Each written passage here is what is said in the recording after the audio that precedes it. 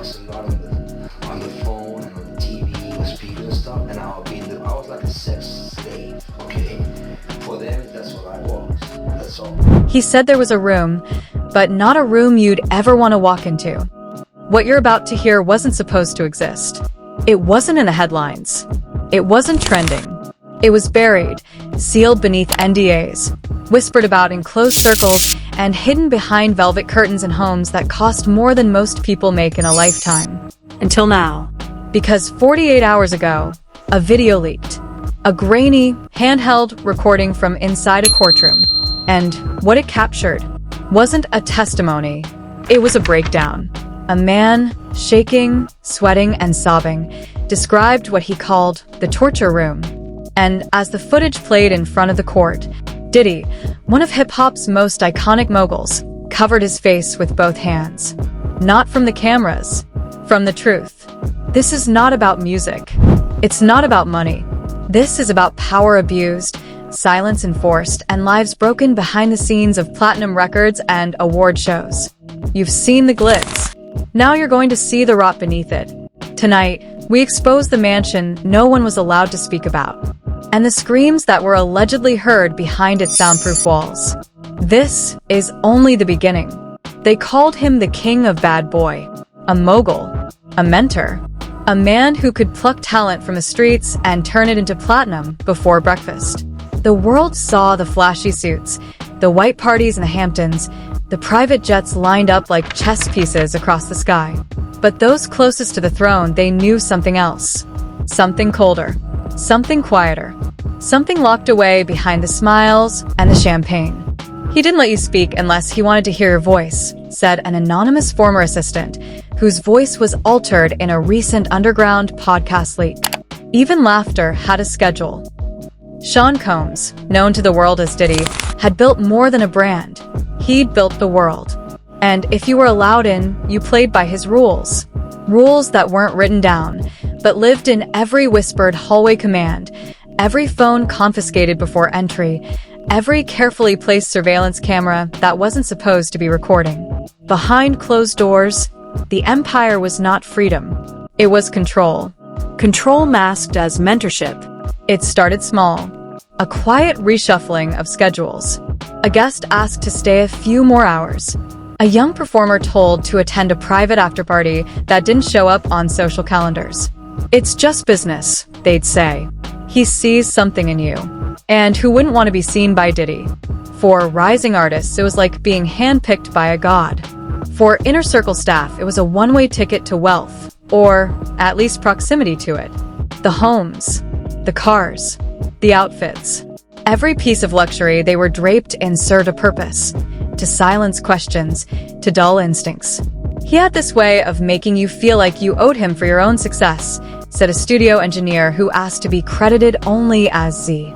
Like gratitude was a contract. You stop being thankful, you disappear. The mansion in Los Angeles, the one perched above the city like a hawk's nest, was the epicenter. We've already made that out. That is a federal crime. Remember all the male sex workers that Diddy's associates, his confederacy, would fly in and make the travel arrangements for? That's why they were talking about that, Harp. It was a fortress of glass, concrete, and soundproof architecture. A place designed for control, not comfort. You didn't know what time it was when you were inside, Z said. There were no clocks. No windows in certain wings. You couldn't even hear your own footsteps on the carpet. And the further you went in, the weirder it got. A guest bathroom with two-way mirrors. A guest room with a door that only locked from the outside. Rooms that stayed pitch black, no matter how many switches you flipped. One former house cleaner, listed in unsealed deposition files as Maria T., described the west wing of the mansion as off-limits after 10 p.m. Not by rule, but by warning. They said the lights changed color over there. Purple, then red. I never asked what that meant. Still, people talked. But only once they were out.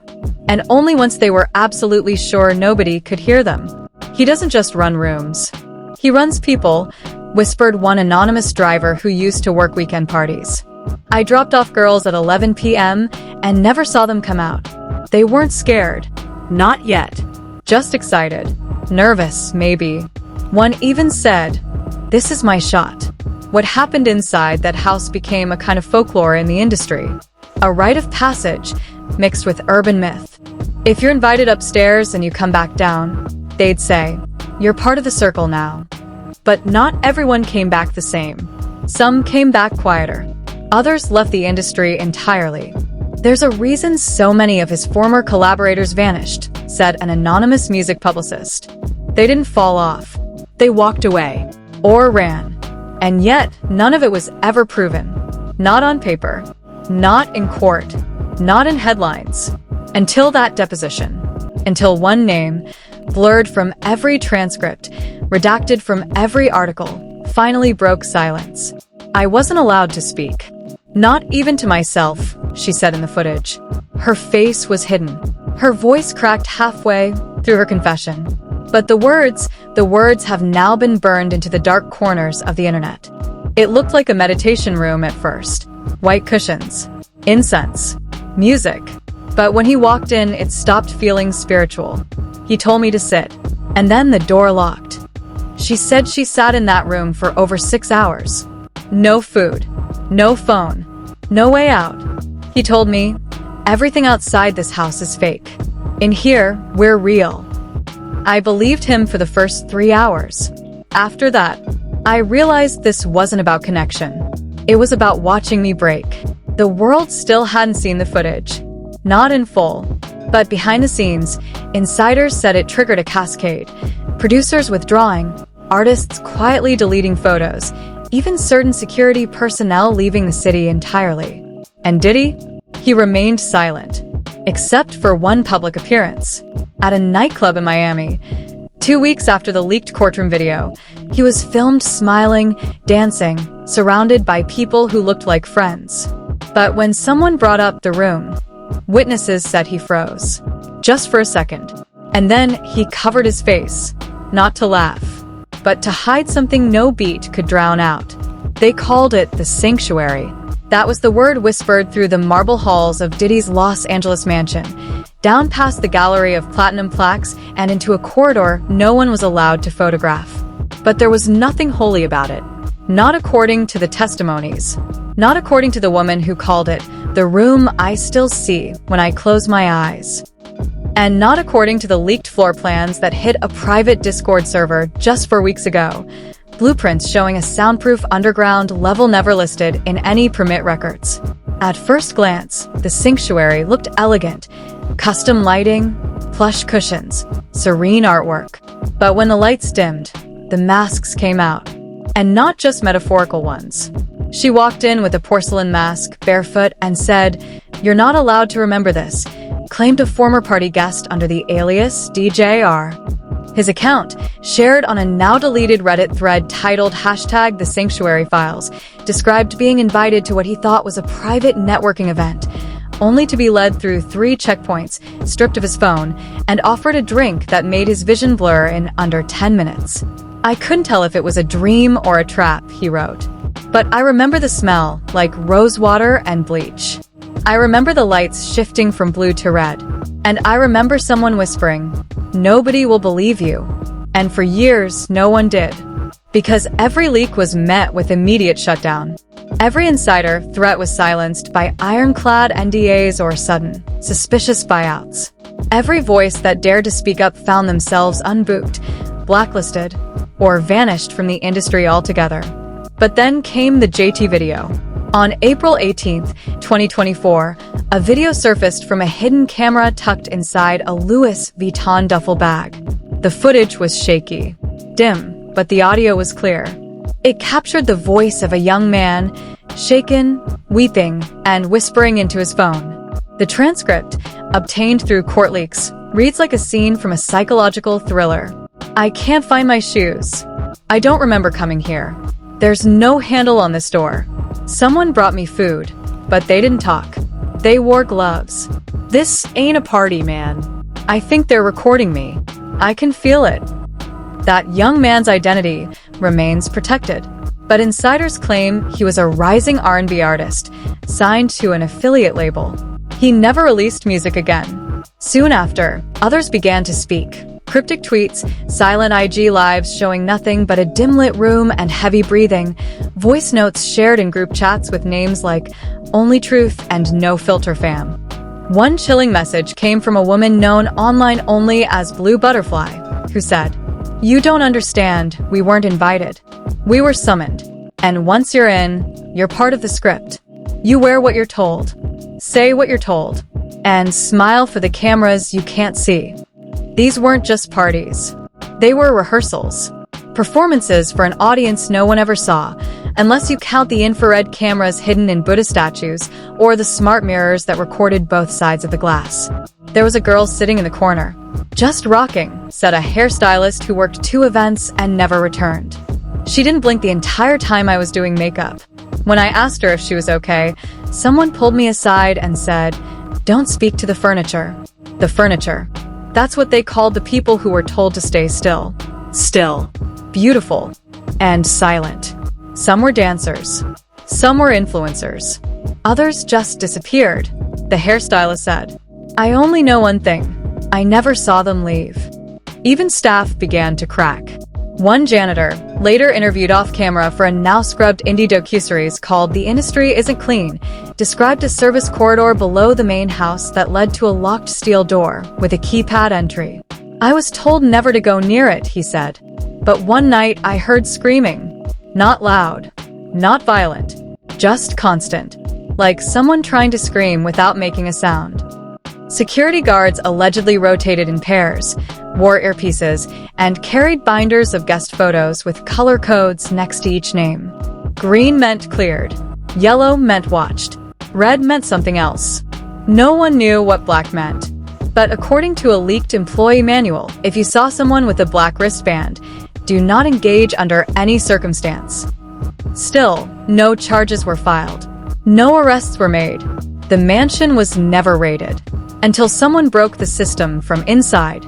A personal assistant, who went by the code name 7 in court documents, sent an encrypted drive to a New York Times reporter under a dead email account titled righteouswitness@protonmail.com. Inside the drive, dozens of surveillance screenshots, footage from 3 a.m. meetings, close-ups of red-stained floors, audio files where someone, believed to be Diddy, instructs staff to reset the East Wing and check the sanctum for stains. The public never saw the footage, but the prosecutors did. And when that evidence was played, behind sealed courtroom doors, the witnesses say Diddy did something no one expected. He stood up and left the room, covered his face, and refused to return for 3 days. Was it shame, fear, or a signal that the walls were finally cracking? Nobody knows. But what came next made it clear. The empire wasn't just shaking. It was starting to fall. By the time the third assistant vanished, the whispers were no longer just whispers. They were threads, headlines, courtroom drawings of a man whose eyes, once full of command, now darted like prey. It started subtly, just like every empire's unraveling does. A celebrity stylist quietly deleted every photo taken at Diddy's infamous blackout weekends. A well-known producer unfollowed him after liking a cryptic post that read, "Sometimes the devil wears cologne and smiles for the camera." By the end of the month, Diddy's verified circle had shrunk by nearly 30%. But it wasn't just social media. It was the people. Security staff quit mid-contract. Drivers who'd signed 10-year NDAs were spotted giving anonymous interviews to independent reporters, wearing hats pulled low and speaking in hushed tones in parking garages. One told Vice Media, "The NDA says no disclosure, but it doesn't say I can't pray for the people I dropped off." And inside the courtroom, silence was a weapon. Diddy's legal team showed up late. One of his top attorneys requested to be removed from the case, citing personal ethics conflicts. Prosecutors brought forward exhibit after exhibit sealed under federal protection, surveillance data, time-stamped voice notes, private text logs from an internal group chat titled, "Above Level 4." What's Level 4? According to insiders, it's the deepest part of the house. Not on Zillow, not in records, but referred to in multiple transcripts. One message, allegedly from a former staff manager, read, Level 4's reset was completed. No remaining guests. No one in court explained what that meant. But the moment it was read aloud, a woman in the back of the room stood up. She clutched her chest, then collapsed. The court was cleared in under 5 minutes. And Diddy? He sat still, covered his face again. But this time he didn't cry. He didn't speak. He just rocked slightly side to side. Journalists tried to catch the moment, but phones were banned. Sketch artists captured it in charcoal, a king crumbling in silence. Meanwhile, outside, the industry was cannibalizing itself. Rumors spread like fire that another mogul had known and stayed silent. That certain collabs were bartered in return for silence. That one particular female artist had been offered a choice: either record a track or attend a ritual. She recorded the track. She's never performed it live. Then came the statements: cold, sterile, soulless lines written by PR firms desperate to sound human. We take these allegations seriously and will cooperate fully. The safety and dignity of all people is our top priority. While we do not condone the behaviors described, we remind the public that allegations are not proof. But proof? Proof was starting to leak. First, an audio clip on Twitter/X, only 13 seconds, of a young woman crying and repeating, "He told me I'd forget." But I didn't. Then came a screenshot from a security cam showing a woman in a white dress trying to escape what appeared to be a glass room with no door handle. Her hands were pressed against the wall. Her mouth was open. Caption: "The sanctuary isn't soundproof if you listen hard enough." Still, no official charges. No arrests. Just lawsuits, depositions, and silence. But silence from an empire as loud as Diddy's? That was the sound of collapse. Behind the scenes, brand partnerships evaporated. A luxury alcohol company pulled their sponsorship, citing reputational risk. A streaming giant canceled a docuseries about Bad Boy Records, mid-production. Even certain radio stations began skipping his tracks. DJs whispered that the request came from the top. And then came the bombshell. A leaked court document. Sealed testimony from witness R. The document had been watermarked. It was meant to be destroyed after reading. But a scanned copy surfaced on an underground blog titled Mic Drop Justice. In it, the witness described ritualized behavior designed to fracture reality and enforce dependency. She claimed guests were drugged with cocktails laced with benzodiazepines. That furniture was a code word not for objects, but for people meant to remain still. That some rooms had speakers hidden in the walls, softly playing affirmations like, "You are home. He chose you. Silence is loyalty." And then came this line: "I wasn't allowed to speak. Not even to myself." It was the same phrase from part 1. Same voice. Same witness. Except now, the world believed her. News anchors covered the leak in whispered tones. One journalist cried on live television. Twitter/X melted under the hashtag #SanctuaryExposed. A former collaborator, who once called Diddy a visionary, released a YouTube statement through tears. "If even a fraction of this is real, then we all failed. Every single one of us." And as the public turned, so did the money. Endorsement deals vanished. Events were canceled. An entire wing of a major music museum dedicated to Bad Boy Records was quietly under renovation, but never reopened. And Diddy? Gone. Not arrested. Not convicted. Just missing. Some say he's in the Bahamas. Others claim he's under surveillance in a private estate in Aspen. One tabloid said he flew to Zurich under a false name, traveling with a passport that doesn't exist in any national registry. But those are just rumors. The truth? No one knows. Except for those who were there. Except for the ones still waking up at 3 a.m., sweating, shaking, remembering the soft scent of rose water and bleach, and the feeling of a doorknob that never turned. The music may have stopped, but the echoes? They're only getting louder. We've seen the tapes. We've read the testimony. And we've followed the trail of vanishing assistants, broken NDAs, and voices trembling behind voice changers. But now we ask you, what really happened behind those glass doors? Was this the carefully protected secret of a man too powerful to be questioned? Or was it something even darker, a system built to silence, to erase, to own people under the illusion of fame? Because when a person covers their face in court, not out of shame, but to avoid recognition, what does that say about the truths buried beneath the music? We're not asking you to jump to conclusions. We're asking you to pay attention to the posts that disappear, to the collaborations that never drop, to the names that suddenly fall quiet and never speak again. If this story shook you, then it's time to speak. Backhand index pointing down, drop your thoughts in the comments. Speech balloon, tell us if you've heard whispers in studios, in after parties, in silence. Stop sign, and if you've ever felt like someone was trying to rewrite your reality, this story isn't just about Diddy. It's about all of it. The industry, the illusion, the cost. Because as more testimonies surface and more footage leaks from vaults once sealed by money and fear, one thing is becoming clearer every day. This story is not over. In fact, it's just getting started. Bell subscribe so you never miss the truth. Movie Camera, more episodes are on the way. More names, more voices, more revelations.